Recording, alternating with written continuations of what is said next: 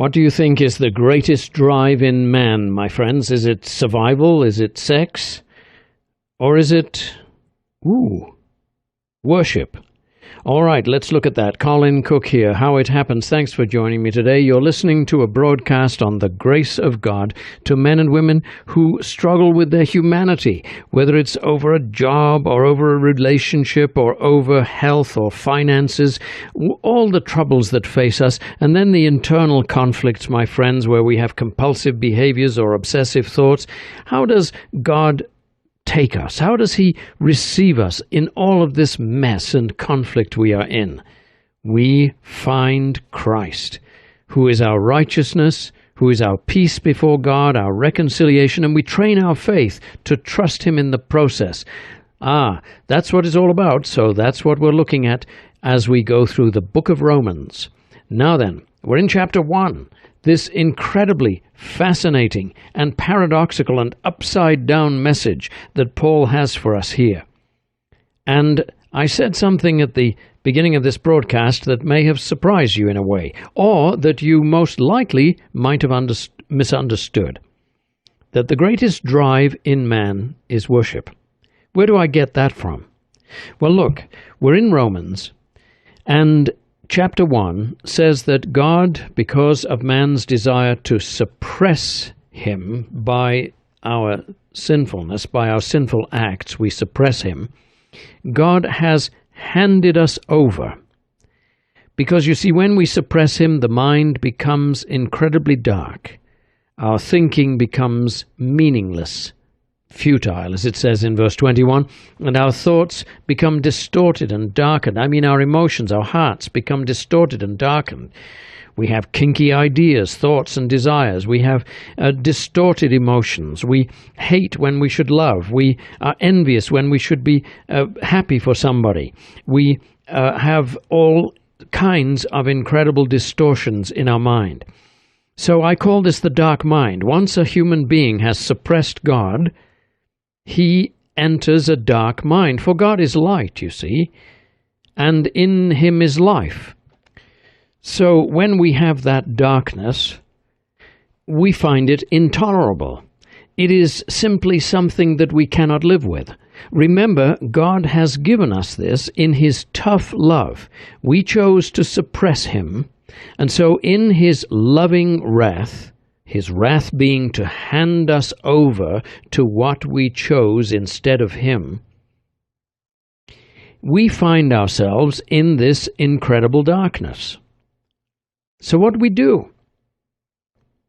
We exchange the glory of the incorruptible God into an image made like corruptible man, and we worship it. Birds and four-footed animals and creeping things. Oh, yeah. You tell that, Colin, to the pagans over there in the East. But don't tell it to us. We're not pagans. Wait a minute. Verse 25, who exchanged the truth of God for the lie, and worshipped and served the creature rather than the Creator. And so, you see, mankind, you and I, in other words, do not reject God. The world does not reject God. They exchange him. There's no such thing as an atheist. Simply people who exchange God for something else to worship. This is where I come to that conclusion that I started this broadcast with, that the greatest drive in man is worship. Survival is a great drive, but the desire to collapse the soul before an ultimate being of glory and safety and joy, and to worship that is our drive. But we have suppressed it. We push it back. And the more we push it back, the more we need the worship, because without worship there is no sense of our self-identity. There is no sense of who we are. We're not divine beings ourselves. We need to worship. But we've blocked God. This drive, this soul drive to adore is gone. So what do? Well, we worship other people. We worship things. And so you see, the greatest drive in man, my friend, is worship. And the greatest sin is worship. This is where Romans is stunning in its upside down, inside out, unexpected message. You see, we think that Romans chapter 1 is listing this category of sins: homosexuality to start off with, sexual immorality, wickedness, covetousness, malice, maliciousness, full of envy, murder, strife, deceit, evil-mindedness, and the list goes on. And we start preaching to people about that, as if they had a sin that we did not. But those are not the greatest sins. They are sins, they are things we have to work with and work on, but the greatest sin revealed in the book of Romans, the greatest sin revealed in the book of Romans is worship. For we must have an idol that represents security to us, joy to us, the numinous, the glory beyond us. We must have that. And if we block it out, if we block God out, this urge within us is still there.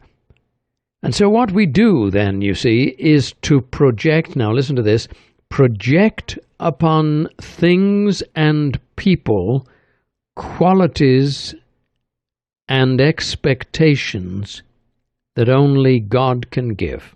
Let me restate that.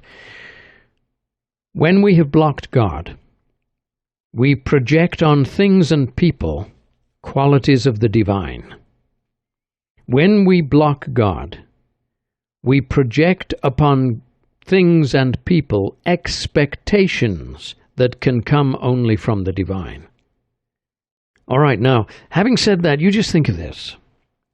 Suppose you have an addiction. Suppose you are into drugs, drink, food, people, codependency, heterosexual, homosexual addiction. Have you noticed that very often you will try to get joy, peace, identity, satisfaction from them when you know you can only get joy, peace, satisfaction from God?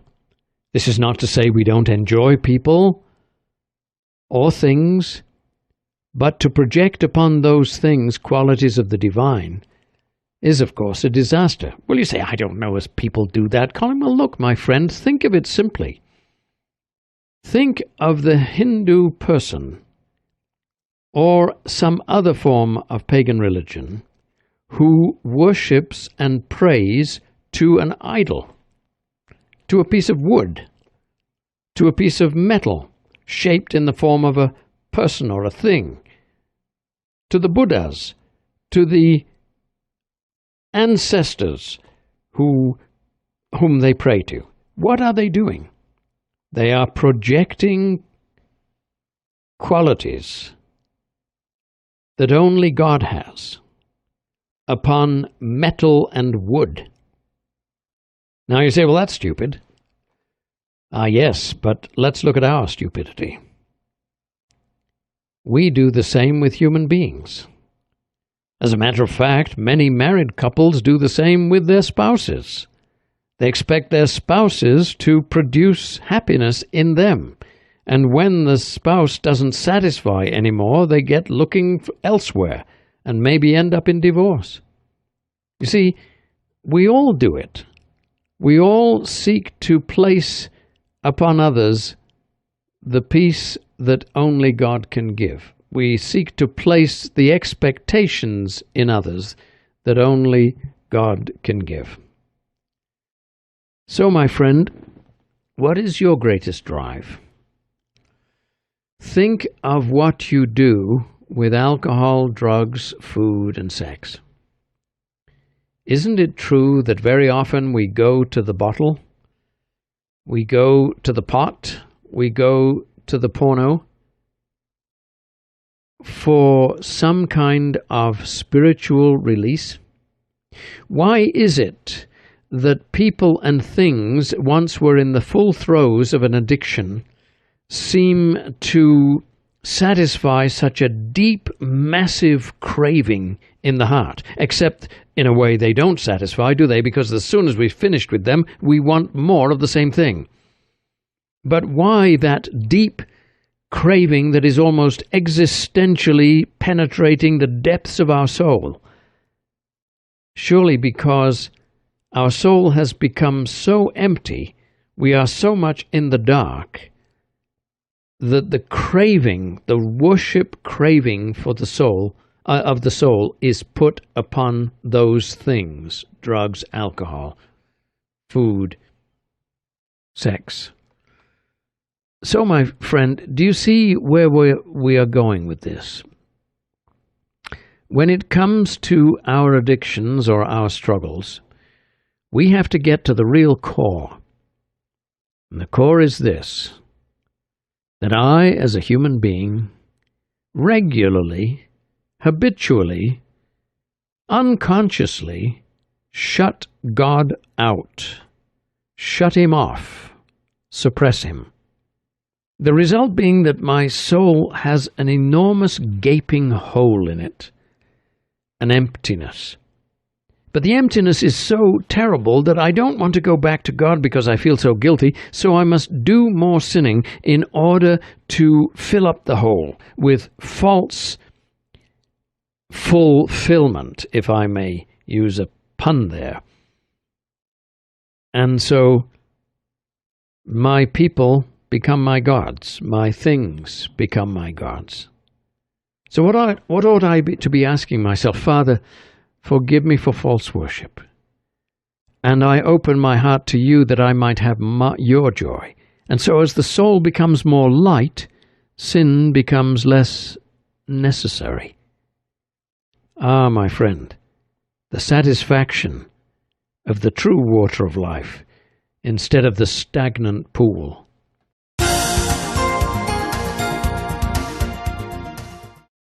We're just over a week away, my friend, from a really important and valuable seminar.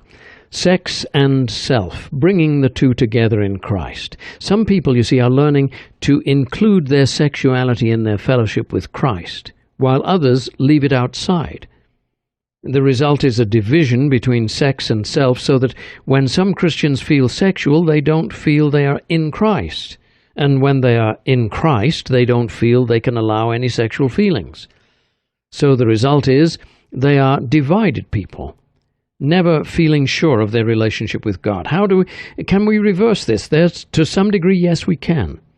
We can look at the wounds of childhood that have made us think that sex is sinful and dirty. We can resolve some of the abuse issues. We can journal them and work through the pain and the anger that way. We can look at the realities that the Scriptures give us about who we are as sexual beings in Christ, in the image of God. We can distinguish between healthy sexual feelings and sinful sexual feelings and the sinful flesh. So we can do all this, and I invite you to join me to learn about these things on Saturday, the 29th of January at La Quinta Inn. That's 7190 West Hampden Avenue in Lakewood. That's the South Frontage Road, by the way, of West Hampden Avenue, South Frontage Road, between Wadsworth and Sheridan. Now, admission is by donation. $70 to $110 is recommended. If you can bring more, that's great. If you can't, don't worry. Bring whatever you can. All donations are gratefully accepted. Now, we start at 9 in the morning and we go until 3:30 in the afternoon with a break for lunch. Come a little early so you can get your coffee and orange juice and settled in. I look forward to seeing you 29th of January then. Sex and Self, bringing the two together in Christ. And see you next time, my friend. Cheerio and God bless.